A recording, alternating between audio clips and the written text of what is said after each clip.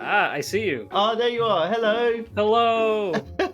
Let me give you some stuff. So, a stack of bread, a shield, Yeah. very important shield, some copper armor. Oh, it's getting dark. So, we should probably sleep. It's time to spam click the beds. Hello, everyone, and welcome back to another episode of Hardcore with Friends. Today, we have a very special guest, Tudge. Hello. Say hello. Hello, friends. Thank you so much for joining. Let me give you a tour. Over here is where I imprison my villagers. Manual labor. And over here is Shadow's tomb. Oh, Shadow dead. Yeah. Silly Shadow. Yeah. All I'm going to say is, be careful. Watch out for creepers. Yeah, they have a tendency to just, Creep. I wouldn't mind maybe building a little abode.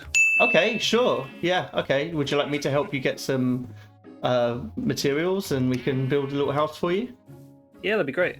Cool. I also kind of want to get my own diamond. You got a music disc on your first episode. I did, yeah. I would love to play that music disc because if Ooh. I'm correct, it's like my favorite one. I was thinking, because you've got this nice kind of savanna with the orange. Have you ever seen sort of like a small Spanish villa where it's got like a lot of white with kind of the sort of like the orangey-ish kind of clay tile roofs? Yeah, I know. I think I know what you're talking about. What do you need then? Calcite, diorite, and some acacia wood.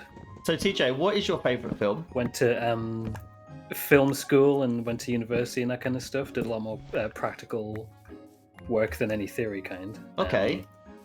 I would say my favorite film of all time is the original Blade Runner movie. Oh, I love Blade Runner.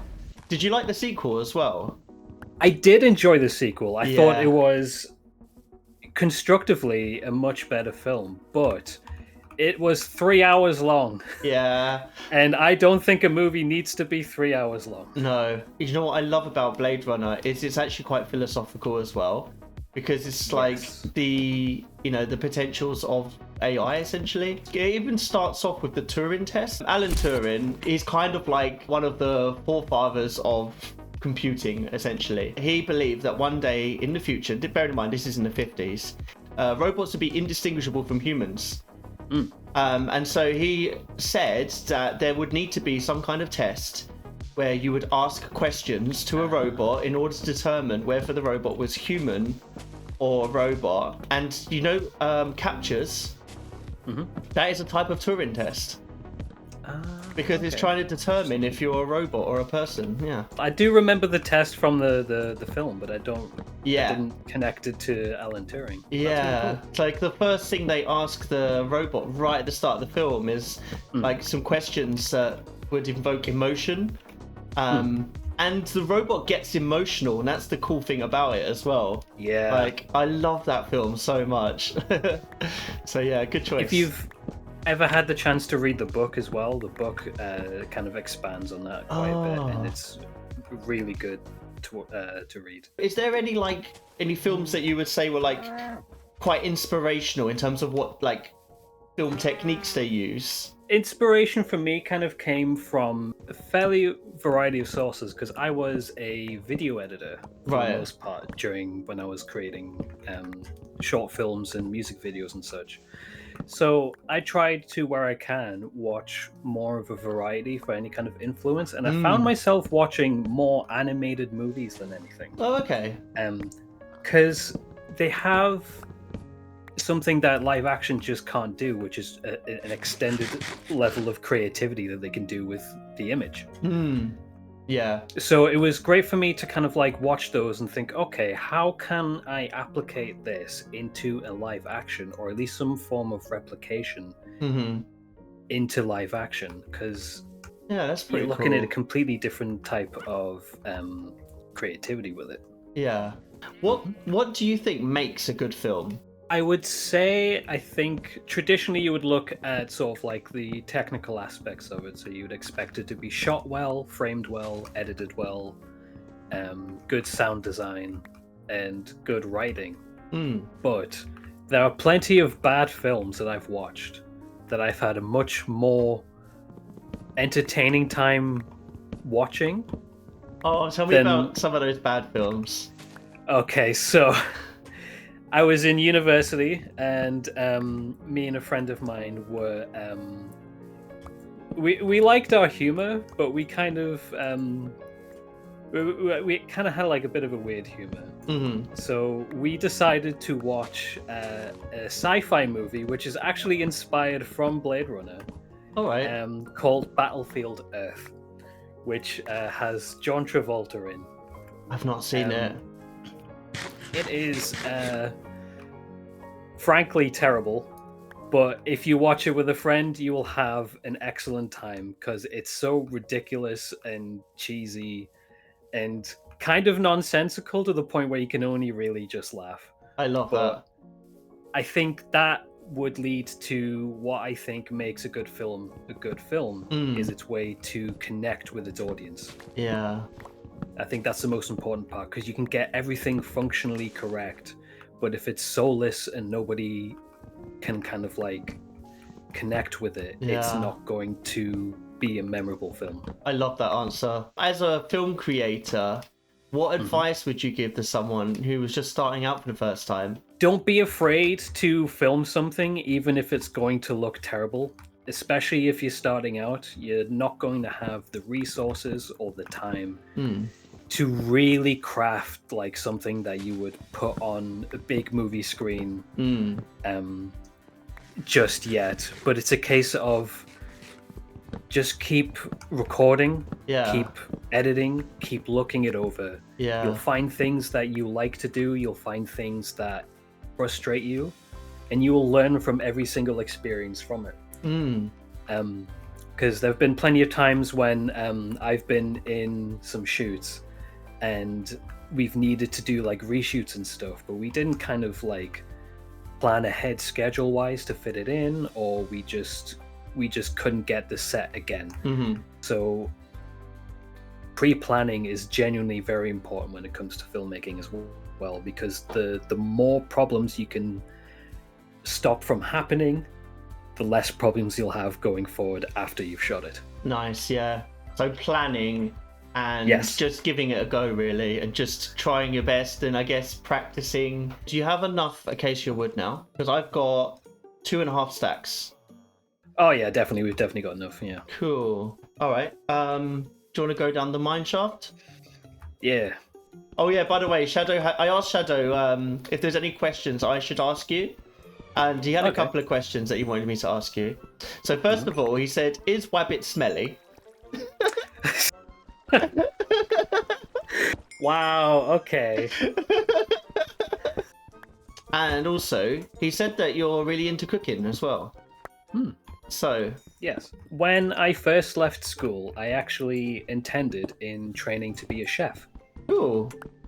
So I went to college and I did an apprenticeship, and I still really enjoy cooking. But it's a case of I think the industry and sort of like the environment wasn't quite for me.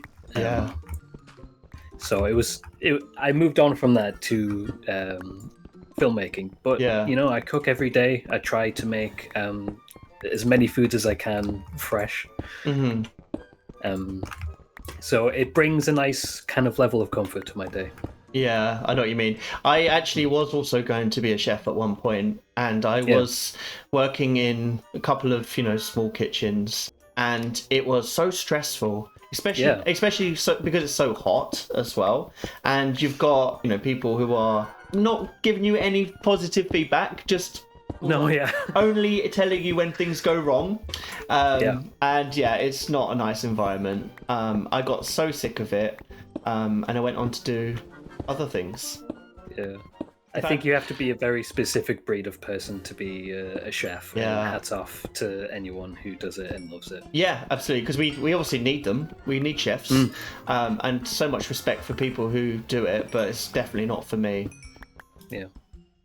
But to answer Shadow's first question, Wabbit is not stinky. In fact, I'd go to say maybe Shadow's stinky, but insulting the dead is a bit. That's right. What's he gonna do? Now, what's he gonna do? Kill me? Obviously, my main interest is philosophy. So all of the questions that I come up with are going to be quite philosophical questions. I'm really more interested in what people think. Really, that's like the main thing. So the first question I had for you was, in 2011, there was a monkey called Naruto. Great name, by the way. And Naruto took some selfies using David Slater's camera. Who do you think is the artist, Naruto or Slater? So I can see why this would cause a little bit of a debate. Yeah. I think the more clear answer of who is the artist would be Naruto, as in because they picked up the application they needed to take the photographs, thus creating the art. Okay. However, if you broaden your perspective of what an artist is, then they both can be classified as artists, in my opinion. Yeah, but do you think Naruto knew that he was taking photos? And do you think do you think that matters as well? Like, do they have to know? I have no doubt that they had no clue what they were doing. However, I think it doesn't matter because you can accidentally drop paint on a canvas and call it art. That is so true. That is so true. So art doesn't really need to have intention then. It can just be coincidental, I guess. Yes, as long as, again, going back to film, as long as like there is a connection to it where someone can kind of look at it and be like, wow, that is amazing. They will be captivated by it, then it can be classified as art in a sense. I see. So I guess art really is just the way people see things or the way that people consume things. So the way it's consumed is like art, because I mean you can see like a sunset and you can say that sunset is absolutely stunning. Obviously it's not made by any humans or anything like that. I mean, we're not going to go into whether a god created it or not, because that's a whole other thing, but you can still have that same kind of awe and stuff over a sunset. If you were to look at a sunset and then look at a painting of a sunset, if they both inspire you, then they've kind of both achieved the same thing. Yeah, but it's not art though, is it? A sunset, I mean, we're not talking about a picture of a sunset, we're talking about an actual sunset. You wouldn't call that art, would you? In a sense, no. No. But it still has that kind of sublime quality. Yeah, I don't know what I would say, to be honest with you. I think you had a really good answer. I think you're right. I think Naruto is an artist, but unintentionally an artist. I definitely... Oh, lava. I definitely think that Naruto is more of an artist than David Slater in this particular form of art. I'm sure David Slater is a fantastic photographer. I have no idea. I'll be honest, I've never seen any of his photography before, so I wouldn't know. I have no idea. But I do know that I've seen those famous photos that Naruto took. And they're really good selfies. And you can look at it and you think, wow, that's it looks like it was done intentionally. The other philosophical question I have about art is about the fish in the blender art entitled Helena, which was created by Marco Evericity in 2000. And what he did was he got 10 functioning blenders, and each one had water and a fish inside each one. And so he set that up in a museum and invited people to turn the blenders on. So this is, quite shocking. It does raise a lot of ethical questions. First thing though, who do you think's responsible for killing the fish? The artist, Marco Evericity, or the people who press the buttons on the blenders? I can see why this is a tough question. I would say that my answer would have to fall on Marco's responsibility. Because how many people are walking around blending their fish? Yeah, it's not a normal... I don't think there's many. It's not a normal thing, is it? No. And I think... It reminds me of the Saw movies, actually. I want to play a game. If you just replace Marco with Jigsaw and the gosh. fish with like all of your friends, it's basically the same thing. Yeah. Do you have any wood, by the way, or sticks? Yes, I have 3 sticks. Okay, thank you. I'd like to imagine that Marco's blenders wouldn't work and it wouldn't kill the fish. Yeah. Otherwise, that is kind of psychotic, if I'm being honest. Wouldn't it be so much better if you press the button and then a banner rolled down and it says, "You absolute monster"? Congratulations, you're a murderer! Yeah, like the fish are unharmed. It has it has some comic relief, and he's fulfilled his social experiment where where you can find out whether someone's pressed the button or not. Yeah, blend smoothies, not living creatures. There was this art exhibition where people would go into this room, and it was just a white room, and this man was turning lights on and off. Hello, my name is Martin Creed, and I made the lights going on and off. And then people were interviewed afterwards, and they was like, "What do you think of this exhibition?" And people had all of these, explanations. But then when they asked the artist why he did it, he said, "When I was a kid, I used to love turning lights on and off. It used to wind everybody up, and I just thought it was really funny." Yeah, I love that. I know. The simplicity of it is just beautiful, and just the fact that people had their own interpretations, which were completely wrong, just adds to the beauty of it. I don't know if you've ever seen a TV show called Red Dwarf. Yes, I used to watch loads of that when I was younger. Yes. The Legion episode where they get stolen by this, funnily enough, tying it back to earlier conversation about sort of like robotic humans, where he had basically got this huge collection of art throughout sort of like space and time, and the main cast who were held captive by him because he needed them to exist, basically. So they were buttering him up so he doesn't kill them, and one of the characters points at a piece of art on the wall, and he's like, "Ooh, look at these bold, stark lines, its simplicity and its boldness. Pray, what do you call it?" And then Legion just goes, "It's the light switch." So do you have anything you'd like to plug to the viewers?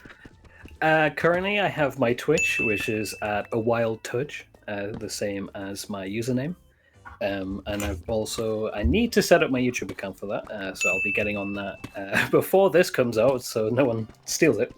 But yeah, I'll be known as AWildTudge wherever I can. I'm also AWildTudge on Instagram, where I tend to, at the moment, post little things that I've built on a server that I'm on. It's a content creator server created by WebBunny95. And I've actually really loved your screenshots. You do have a really artistic flair with your screenshots. Oh, thank you. So, I see it as a strange other form of photography in a way. It is kind of like photography, isn't it? Like in lots of ways, yeah. Because you're framing a shot, and I noticed that you do actually put a lot of care and thought into the filters and stuff like that as well. There's lava above me right now, so I'm a bit panicky. And so the content creator server that Tudge was talking about as well, Block Party. Yes, it's specifically for Minecraft content creators. Yeah. You can use the server for a multitude of things. There's a green screen on there. There's a green room, so you can kind of record skits if you need to. And we've got plenty of channels open for advice in different areas. I know editing tends to be one that people tend to ask questions about, as well as thumbnails. Yeah. So it's basically creators helping other creators, but also getting together every now and again to play different Minecraft events. So there'll be events on as well. Pretty much all the credit goes to WebBunny95 for setting it up. It's basically her kind of brainchild. Yeah. Yeah. Right, I found diamonds! Yes! Ooh, diamonds! We can make 2 pickaxes. Oh, you're right there. We can make 2 pickaxes and also have a diamond left over to make a jukebox. Yay! Quite funny, though. Surprisingly got more people interested in joining than I thought I would get. Yeah. Which is quite nice. Hopefully I survived long enough to get all of those people on. Yeah, I don't think I'd be able to live with myself if you died whilst I was here and I was still here. Yeah. That would suck. That's why I'm the one wearing a diamond chest. Yes. Because if I die, the series ends. But there's only one rule on this server, and it's just be nice. Don't kill me. Yeah. Where did the sheep even come from? There's like 4 of them. Oh, jeez. How weird is that? They're eating his grave! No! No, leave Shadow alone! Have some respect! Right, you ready? Yeah. 1 for you. And a diamond. Yeah. Yay! Oh, there's some iron here. Oh, there's also a skeleton. Uh-oh. Uh-oh. You good? I think so. I've got a shield, so I'll be alright. Nice.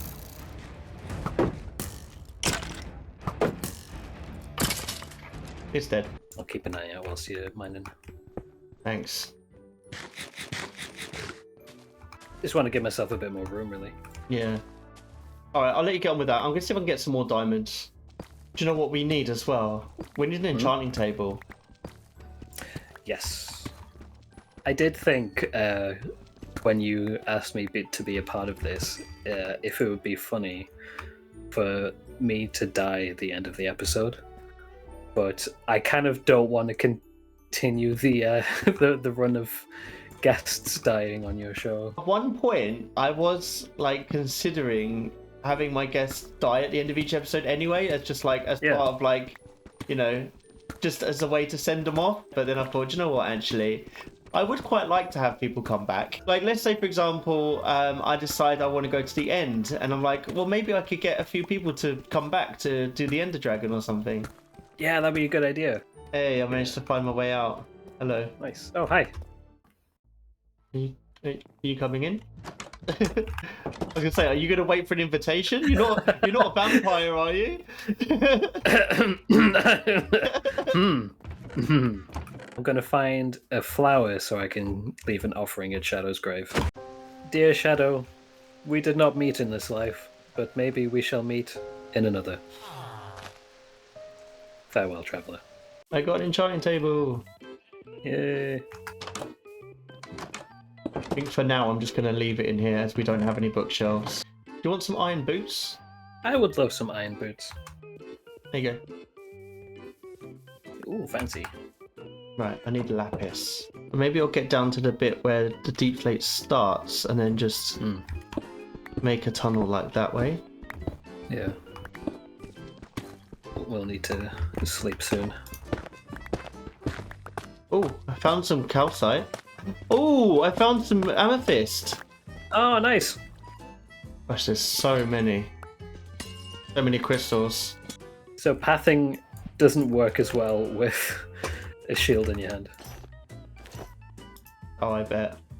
Oh, I can see the foundations. I'm thinking of having kind of like a slanted roof going up to this tall a bit, Oh yeah, cool. and then having like the roof slant in the opposite direction, kind of like a I believe it's called a gable or half gable. Oh, okay. And then on the side, I want to have like a little sort of like awning come down, and like a little table and chair here, and I might add a chimney for the oven back here. Alright, so there's some more diorite as well, and there's your calcite. I think normally for a build like this, I would have gone with like a granite and a clay, but that's a lot of materials to get. So Yeah. I think the black would be nice to stand out. This early in the game is tough. I'm gonna see if I can find another cow. I might go a little bit further afield. The adventure for cows. So you've mentioned that you are sort of a big fan of philosophy and art. Yeah. So would you say that there is an artist that particularly piques your interest, and why is it that they pique your interest? I don't know. I don't think there's any like specific artist that I really like. I guess I just really like art.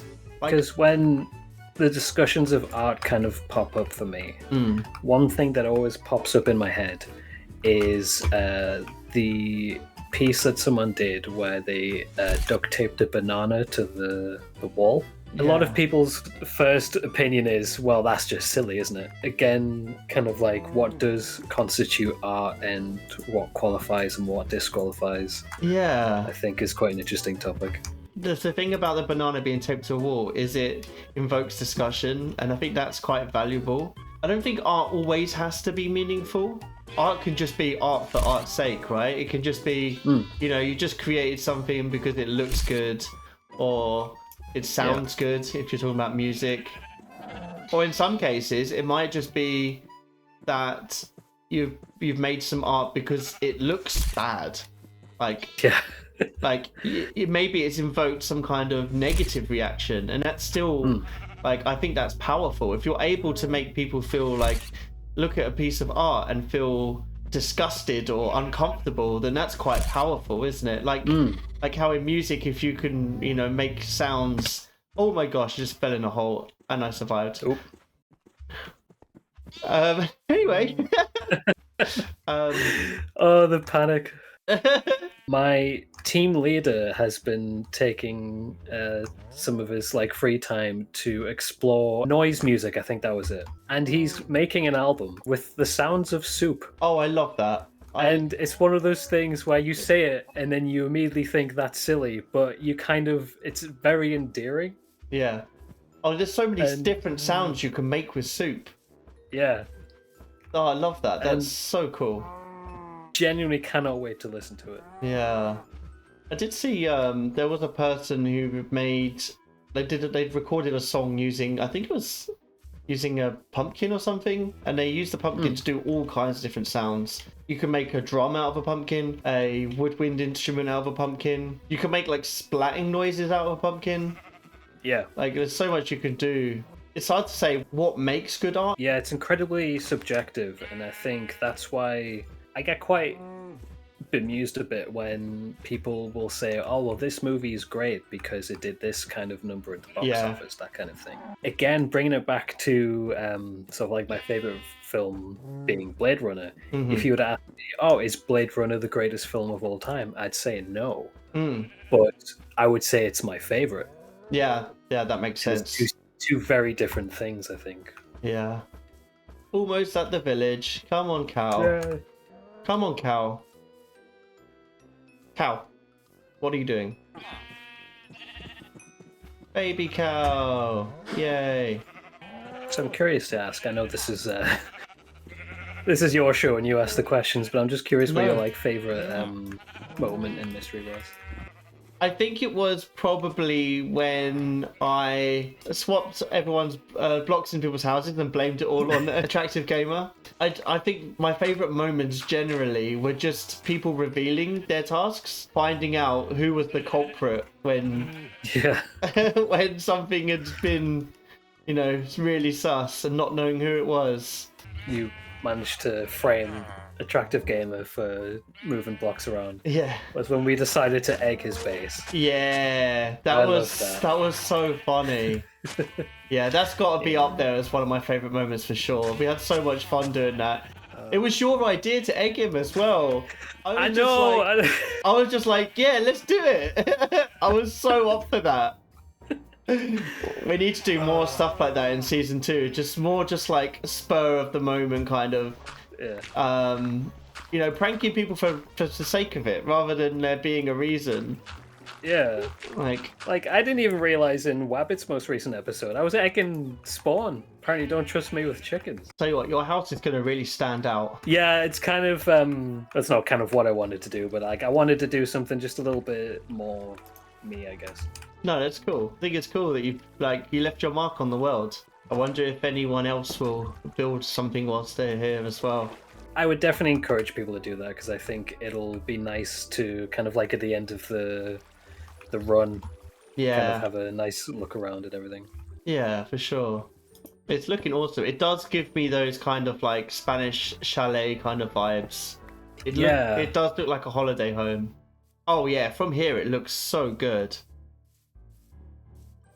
Where are you? Oh yeah. Hello. Well, Thank you so much for hanging out, Tudge. I really, really appreciate it. Had some really, really interesting conversations with you. Oh, thank you. It was a lot of fun, and it was nice to hang out with you again any other time. Cool, I appreciate it. Yeah, like I said, we could hopefully, if I survive long enough, we can get you back on later to fight the Ender Dragon. That could be really fun too.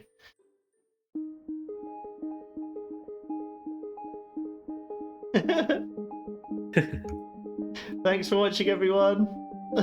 Thank you. What shall I ask my next guest?